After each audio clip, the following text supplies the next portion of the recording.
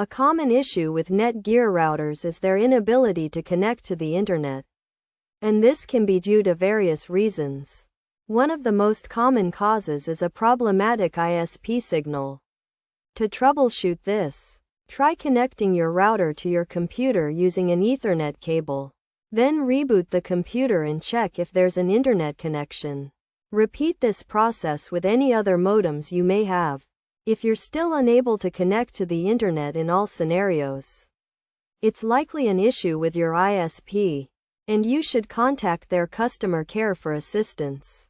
Another possibility is that your Netgear router is not receiving a WAN IP address from your ISP. To check this, navigate to the router's login page. Enter the admin username and password, and go to the administration section. Then router status. Here, you should see an IP address for the internet port. If you see 0000, it's likely that your router is not communicating with your modem. In this case, try restarting the network to force the cable or DSL modem to connect with your router. By following these steps, you should be able to identify and potentially fix the issue with your Netgear router.